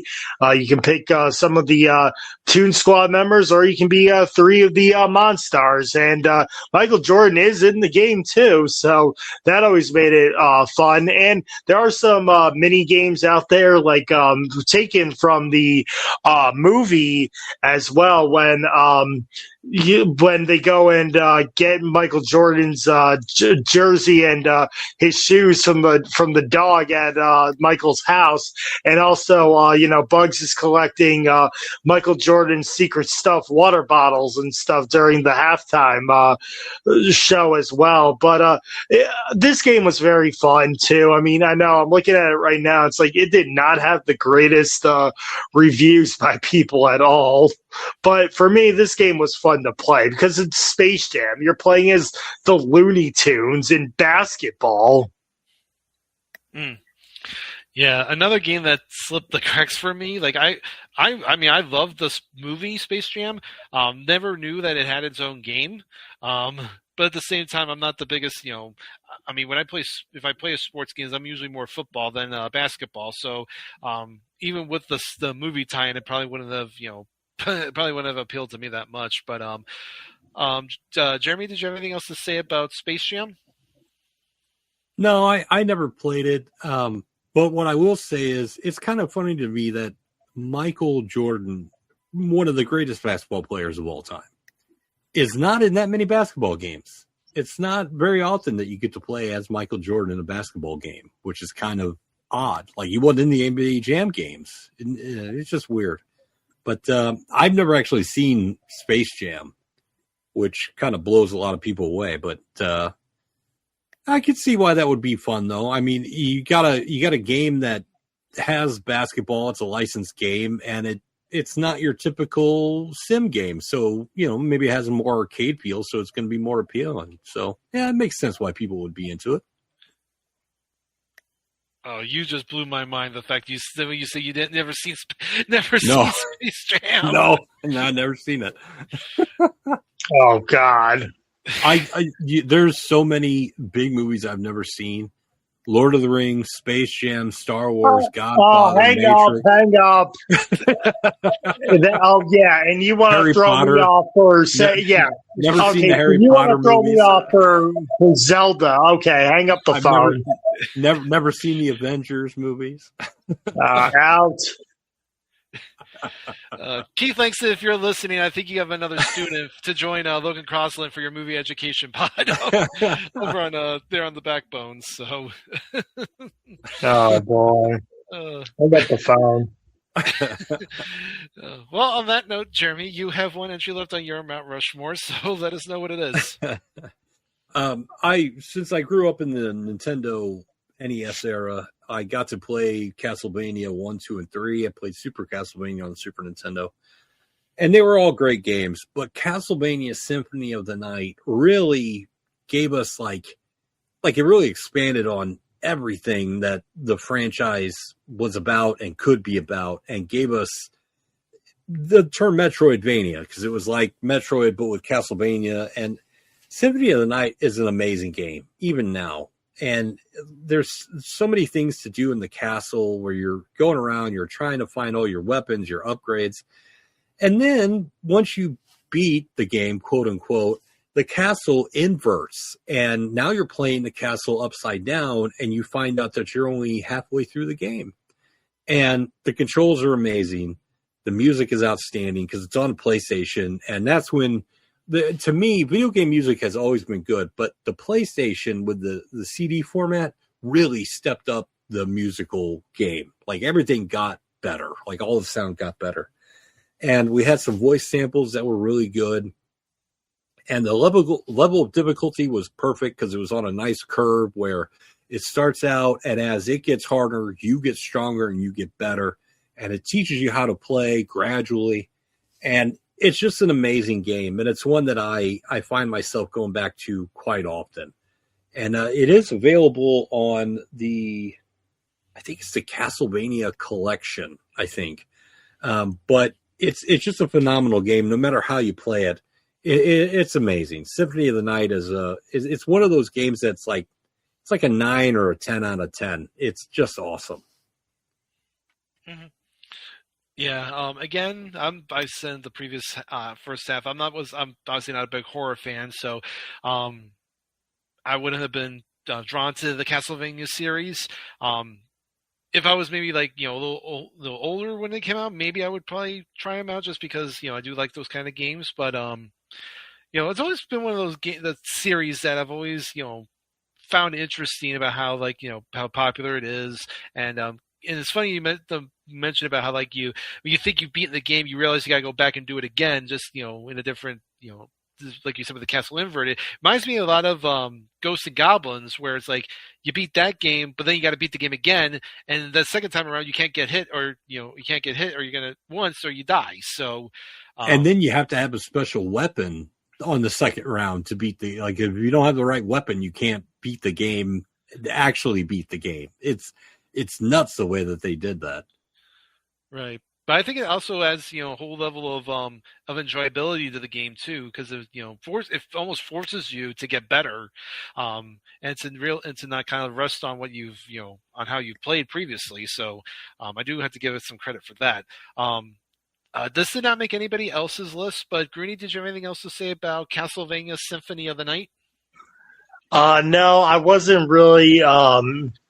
I really don't know a lot about the Castlevania franchise, so no. It's no problem. Well, I'll go ahead and give Miranda's last pick here, and this is definitely one that I think at the time not a lot of people remember fondly, but it's definitely become almost like a cult classic just because of mainly of the main character.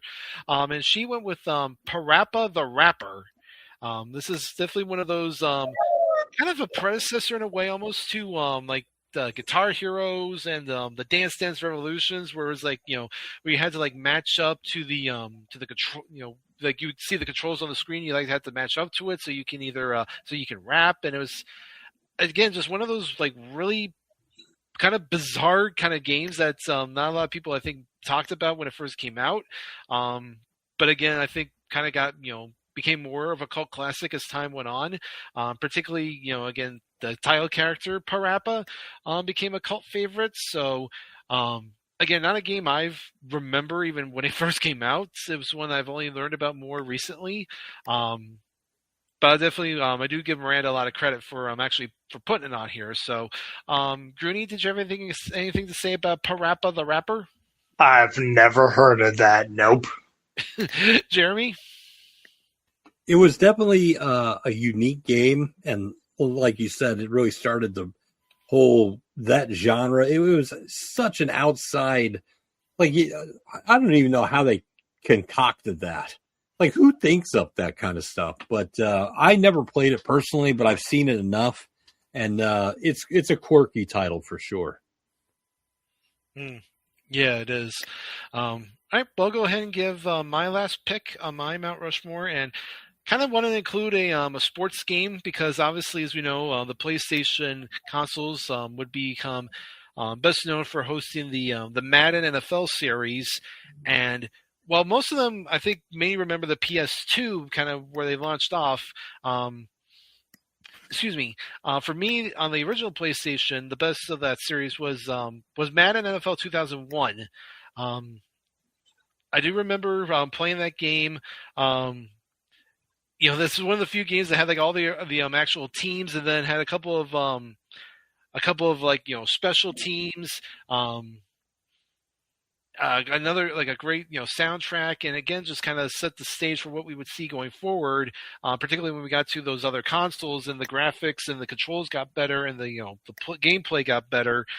So I did want to, like I said, I just want to include one Madden NFL game, and I figured think this is widely considered one of the best ones, at least on the original PlayStation. So, Gurney, did you have anything to say about Madden NFL 2001?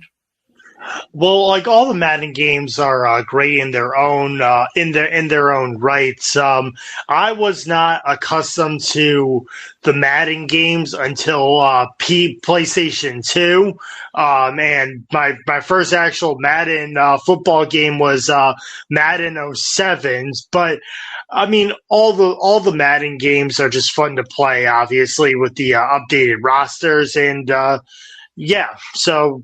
Yeah, Madden is always fun to play. Mm-hmm. Jeremy? I'm not in the football. I don't really get into it, but Madden, I mean, if you're going to play a football game, it might as well be Madden. So, yeah, good pick. I would suggest, though, if you've never played it, that and you want to again be talking about NFL Blitz, that's kind of a more of like a really fun experience, as opposed to like the standard football that we would see like with the Madden series. So, so that was probably what I would say. But Grinny, you're the only one that has anything left on your Mount Rushmore, so let us know what your final pick is. So this one was a very fun, memorable game that I played, and it's based off of probably the number one Nickelodeon show at the time, when I was a kid, and that is Rugrats, The Search for Reptar for the PlayStation 1. It's based off of a lot of the actual episodes of Rugrats, the TV series. And the game is basically you're finding pieces of a Reptar puzzle for Tommy Pickles, and you have to find all those pieces by playing mini games from like actual episodes, like the Ice Cream Mountain episode. You're playing a round of mini golf, and you have to get under par in all the holes too to win that game. There's a game where you play as Chucky when he's the one finding all the Rugrats in hide and seek without his glasses on, so this game was very, very fun because I just loved the Rugrats too, and it was fun to play levels based off of actual episodes of the TV show. Yeah, I don't remember this game either. I do remember growing up on the Rugrats. But I do remember the only Rugrats game I really remember was the Rugrats Adventure game for Windows, and that came out in conjunction with the movie from '98. And what I remember about is that I believe it was if you got the soundtrack for the movie, it came with a bonus disc that was basically a demo of the Rugrats Adventure game. So that's what I remember most about that. And I do remember vaguely it wasn't Rugrats specific, but the Nickelodeon racing games that they had, where the Rugrats were part of the main roster there. I do remember those as well. Jeremy, did you have anything to say about Rugrats Search for Reptar? I never played the Rugrats games. I have seen the cartoon. I was starting to age out of them by the time that they really got big. But I know they just re-released a Rugrats game like last year. I think they ported one of the games from the 90s over. I can't remember which one it is now, but great cartoon though. I thought the cartoon was pretty good. Yeah, no, it was. All right, well, that will go ahead and wrap up our main list, but now we will talk about some of our honorable mentions. Miranda didn't have any, so we'll just move on to the ones I have first. So another popular racing game that came out on the PS1, of course, the first Driver. In 1999, yeah, that one of course became infamous because of the tutorial level. Yes, before you could play the story mode, you had to do the tutorial level, and all those, and it's like, and a lot of players complained that it was like damn near impossible. I never got past it. I never did. I swear to God, I never got past it. Yeah, so of course I'm sure a lot of people got PSD when they played San Andreas on the PS2 when they had the driving school. So there was that. Another great fighting game for that console, Tekken 2. Kind of the almost the answer to Mortal Kombat, just without all the blood and all the gore. Just again with all like the different characters and everything. I'm kind of surprised. I thought Miranda maybe would have had this next game, but Tony Hawk's Pro Skater was another very popular one because obviously Tony Hawk was red hot at the time, so it would make sense that he would get get licensed for his own game. Obviously, with Sony, you have all the Final Fantasy games, and for the PlayStation 1. Final Fantasy IX, widely considered one of the best of that in that series for that console. Another kind of predecessor game, Medal of Honor. which I think I know obviously when it comes to like the war games, obviously everyone thinks of the Call of Duty series. But I think the best way I think would put it was that the Medal of Honor walked so that Call of Duty could run. And then finally, another great horror series that launched on the PS1, of course, Resident Evil. Kind of similar vein for me again with the horror games. And then, of course, it would spawn into a series of course, kind of mid-movies throughout the 2000s and the 2010s. So those were kind of the ones I had. I know, Jeremy, you actually also had Medal of Honor on your honorable mentions if you wanted to talk about that. Yeah, I thought, and you're right, it walked so Call of Duty could run. And for a while there in the early noughts, there was always a World War II game. But Medal of Honor was like one of the first, if not the first. And it was so unique and cool, and to be on console as well. And it's just a phenomenal game. My other honorable mention is I love the Die Hard films. So Die Hard Trilogy on the PlayStation was just awesome. And like you got 3 different games, one based on each movie. The first movie had like a third-person shooter game. The second movie was an on-rails shooter, kind of like Virtual Cop. And part 3 was almost like a deranged, crazy taxi where you were driving around New York in a taxi trying to defuse bombs. And then at one point you would hit a ramp with your car and like crash into helicopters to try and take out bad guys. It was just great. But Die Hard Trilogy and Medal of Honor are my honorable mentions. Mm-hmm. Yeah. Gurney, did you have anything to say about the ones we mentioned, or did you have any other honorable mentions that haven't been discussed? No, but the one that I will say that I was going to talk about was Tony Hawk Pro Skater, and skateboarding was pretty fun too. Playing that game always brings back memories as well. Yeah, the only skateboarding game I remember playing was Skate or Die. Just because it had like the great intro song on the main menu, so that's what I best remember about it. All right, well, that will go ahead and wrap up this episode here. This was a lot of fun talking some great games for 2 great consoles, and I'm sure this won't be the last time we'll probably move on, obviously, to different consoles in the future. But right now, let's go ahead and talk about where we can be found on social media, what other pods we got going on. So, Jeremy, we'll start with you. I host OCP Gaming over at ocpgaming.podbean.com. We have our news show and our Reading Red show every week. I also have OCP Wrestling. We just kicked off Season 3. We've got Bret Hart and WCW. I think we're doing Royal Rumble matches, Saturday night's main events, and I believe we're doing Survivor Series as well. I recorded all this like months ago, so it's kind of hard to remember. I'm already in production on Season 4. But it's all a fun time. So get over there and check it out, ocpwrestling.podbean.com. Yeah, and fitting though. I mean, we're coming up on the Royal Rumble in real time, so some good quality content there. Gurney? Yeah, you can find me on Twitter at Grooney316.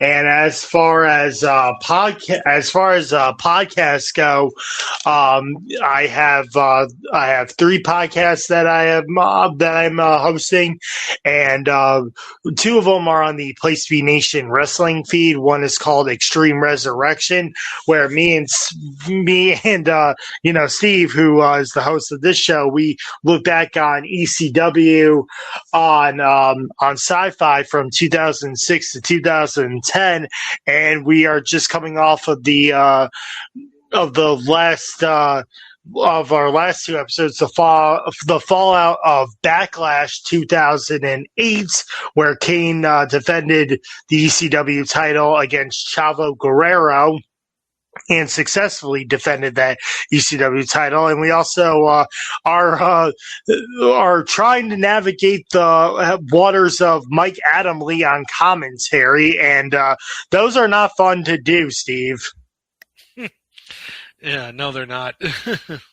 And will Colin Delaney ever get his contract? So yeah, and we're in the Colin Delaney era as well. And I also have Nation Invasion, which can be found on the Place to Be Nation wrestling feed. The last and final episode had just dropped, so you can catch that. Where me and Keith Langston, we covered the Monday Night Raw and SmackDown after Survivor Series, from November 19th and November 22nd, 2001. We talk about the return of Ric Flair and Jerry the King Lawler, William Regal joining Vince McMahon's Kiss My Ass Club, and our final thoughts on the Invasion angle as a whole. So if you want to catch the finale of Nation Invasion, listen to that on the Place to Be Nation wrestling feed, and also on the Place to Be Nation pop feed. I have a podcast called Pop Goes Degrassi, where me and John Kesalica, we are looking back on Degrassi Next Generation, and we are just we're in the middle of season 2. We just recorded our next episode, which was season 6, which was episode 16 and 17, and so we're talking about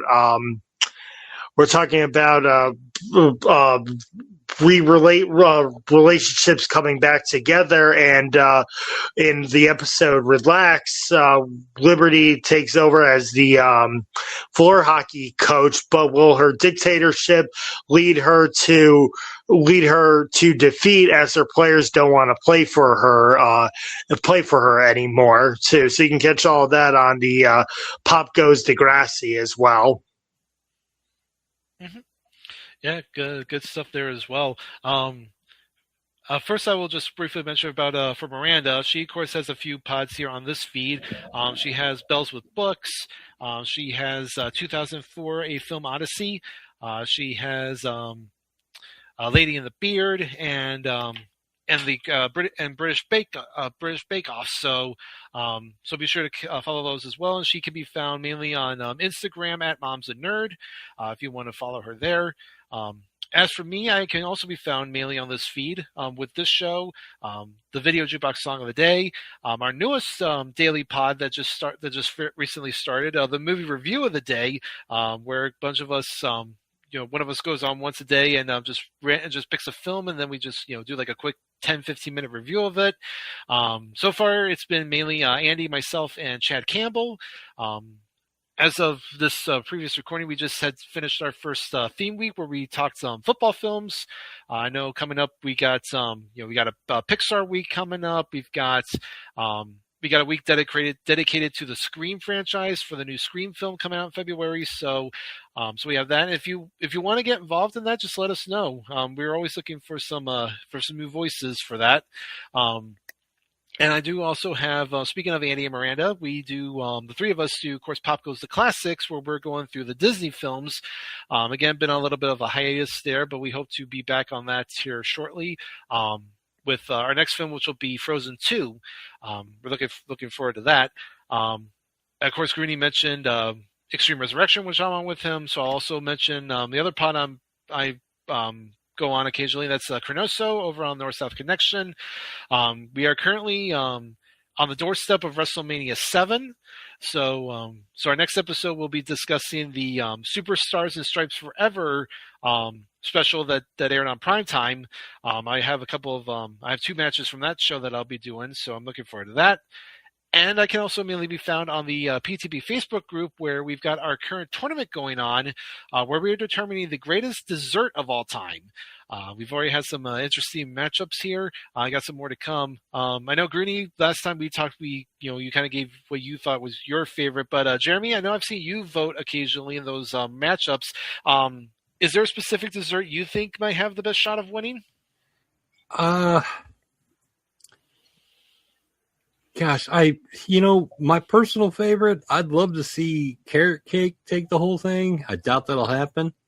And red velvet cake is always a plus as well. So it's hard because, like, for me, desserts aren't my big thing, but it's fun because whenever you post them, my wife she's normally in the room with me, and I'll be like, all right, I'm going to give you some choices, and I'll read the options, and then I'll just vote whatever she says.